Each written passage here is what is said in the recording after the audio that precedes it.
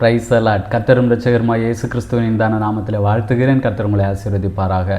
இந்த இனிய நாளை காண செய்த தேவாதி தேவனுக்கு ஸ்தோத்திரம் உண்டாவதாக. இந்த நாளில் நல்ல கிருபைகளை தந்து கர்த்தர் ஆசீர்வதித்து வழி நடத்துவாராக. கலாத்தியருக்கு எழுதின நிருபம் 1வது அதிகாரம் 14-15 வசனங்கள்.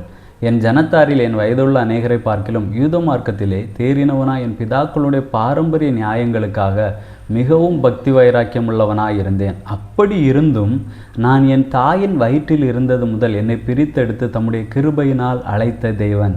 கர்த்தருடைய பரிசுத்த நாமம் மகிமைப்படுவதாக. அப்போஸ்தலனாகிய பவுல் கலாத்திய சபைக்கு நிருபம் எழுதும் பொழுது இங்கே எழுதுகிறார், நான் என் தாயின் வயிற்றில் இருந்தது முதல் என்னை பிரித்தெடுத்து தம்முடைய கிருபையினால் அழைத்த தேவன்.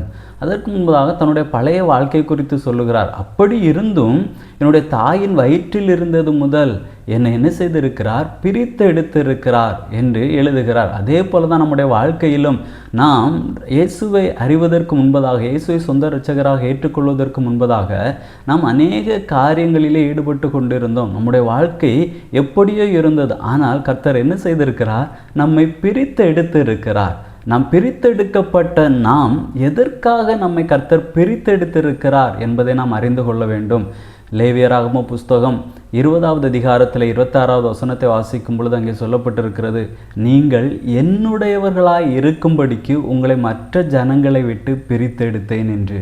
கர்த்தர் ஏன் நம்மை பிரித்தெடுத்திருக்கிறார்? காணியாட்சிக்கு புறம்பாக இருந்த நம்மை ஏன் கர்த்தர் நம்மை பிரித்தெடுத்து கொண்டு வந்திருக்கிறார் என்று பார்க்கும் பொழுது, நாம் அவருடையவனாக இருக்கும்படி, அவருடையவளாக இருக்கும்படியாக கர்த்தர் நம்ம என்ன செய்திருக்கிறார்? பிரித்து எடுத்திருக்கிறார். அப்போ நாம் அவருடையவனாக இருக்க, அவருடையவளாக நாம் இருக்க வேண்டும் என்றால் என்ன செய்ய வேண்டும் என்று பார்க்கும் பொழுது, உபாகம புஸ்தகத்திலே வாசிக்கும் பொழுது 26வது அதிகாரம் 28வது வசனத்திலே சொல்லப்பட்டிருக்கிறது, நீ என்னுடைய கட்டளைகளை எல்லாம் கை கொண்டால் எனக்கு சொந்த ஜனமாய் இருப்பாய் என்றும்.